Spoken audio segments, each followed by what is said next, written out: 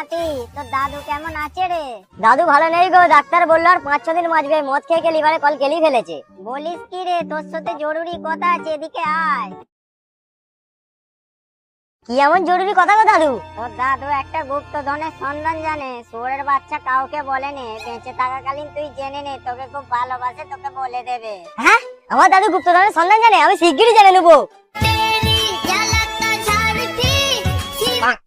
বলো মা।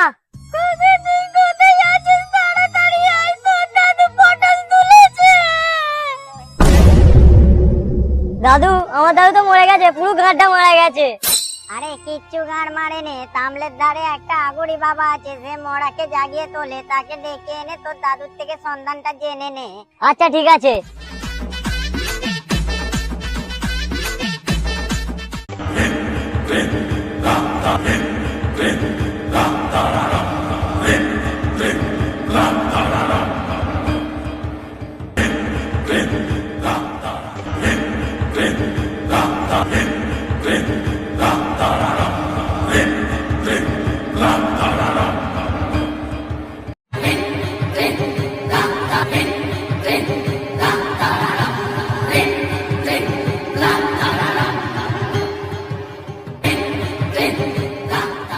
বেশি চিন্তা করার কোনো কারণ নেই।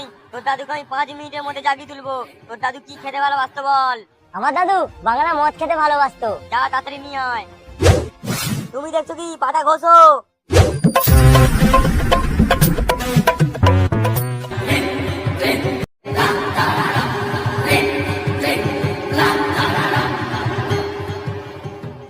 কি করে?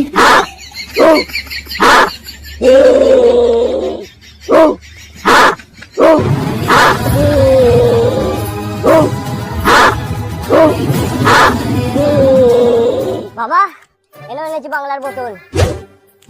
ওই বাচু, তোর দাদু আমার থেকে 50 টাকা ধার নিয়েছিল। আর আমার থেকে 30,000 টাকা ধার নিয়েছিল। এক্ষুনি টাকাগুলো দে, নাহলে তোর দাদুকে চিতায় তুলতে দেবো নি। চিতাতেও তুলবো, ছাদ্য করে 5 লোকও খাওয়াবো। একবার আমার দাদুর থেকে গুপ্তধনের সন্ধানটা পেতে দে না, তোদের টাকা মুখে ছুঁড়ে মারবো। কি করে? বাবা, তুমি তাড়াতাড়ি দাদুকে জাগাও।